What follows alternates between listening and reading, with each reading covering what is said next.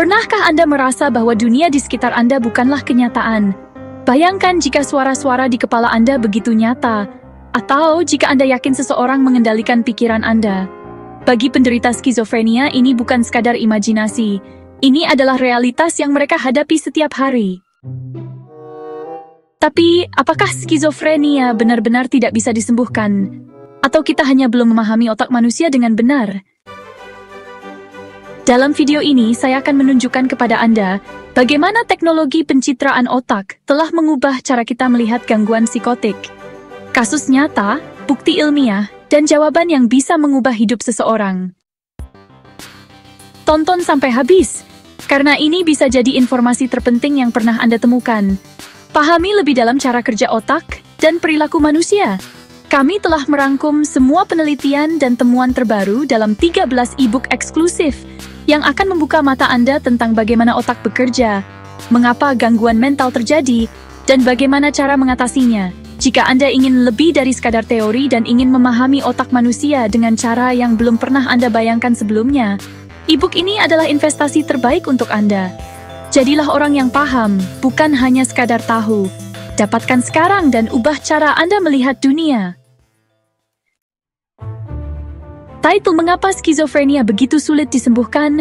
Studi SPECT mengungkap fakta mengejutkan. On-screen text. Gangguan psikotik, seperti skizofrenia, memengaruhi kemampuan seseorang untuk membedakan kenyataan dari fantasi. Gangguan ini kompleks dan melibatkan beberapa area otak, tetapi setidaknya sebagian, kelainan neurotransmitter menyebabkan penurunan aktivitas korteks prefrontal. Skizofrenia adalah gangguan kronis yang sudah berlangsung lama yang ditandai dengan delusi halusinasi dan pikiran yang menyimpang.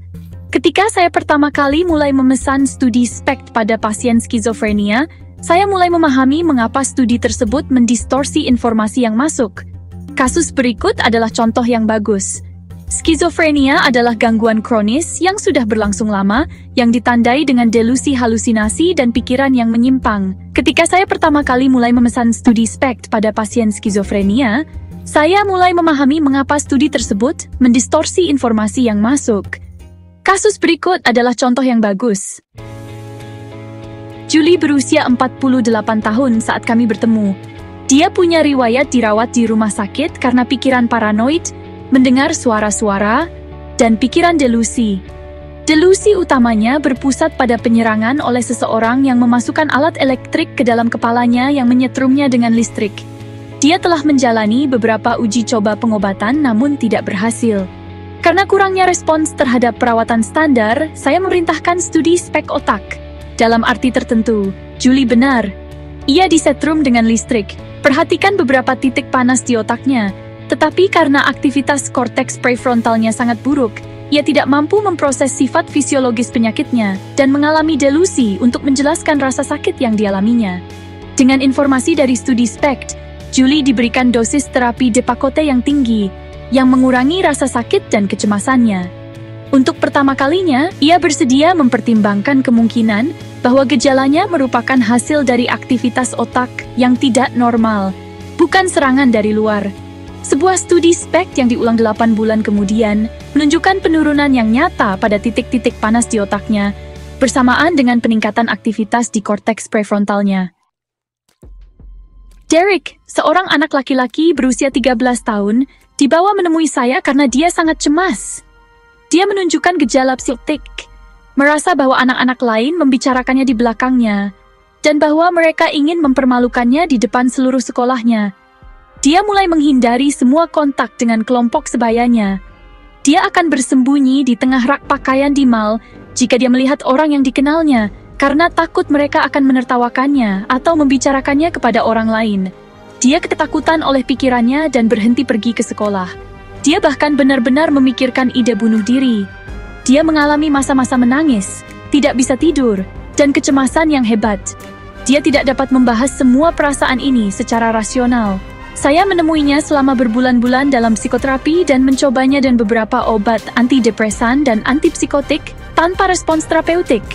Pemindaian SPECT dilakukan ketika dia tidak lagi minum obat, untuk membantu kami memahami apa yang sedang terjadi. Studi SPECT. Derek menunjukkan penurunan aktivitas yang nyata di korteks prefrontalnya saat istirahat, temuan umum pada gangguan psikotik. Ini juga merupakan temuan pada beberapa depresi psikotik. Studi ini membuat saya mencoba pengobatan alternatif yang lebih efektif. Dalam waktu 2 bulan, ada perbaikan klinis yang dramatis dalam kondisinya. Suasana hatinya lebih baik. Dia tidak memiliki pikiran untuk bunuh diri. Dia kurang peka terhadap orang lain, dan dia lebih mampu memikirkan alternatif untuk pikirannya yang terdistorsi. 7 bulan kemudian, dia jauh lebih seperti remaja normal. Studi SPECT berulang yang dilakukan 6 bulan kemudian menunjukkan normalisasi aktivitas korteks prefrontalnya. 6 tahun kemudian, saya menemui Derek setiap 6 bulan. Dia adalah mahasiswa kehormatan di universitas yang sangat bergengsi.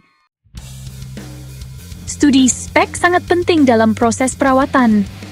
Studi ini dengan jelas menunjukkan kepada orang tua Derek bahwa masalahnya berdasar pada kelainan otak, dan bahwa ia tidak dapat mengendalikan apa yang ia pikirkan atau rasakan. Mereka mampu merespons dengan cara yang lebih pengertian dan membantu, sehingga menurunkan tingkat stres di rumah.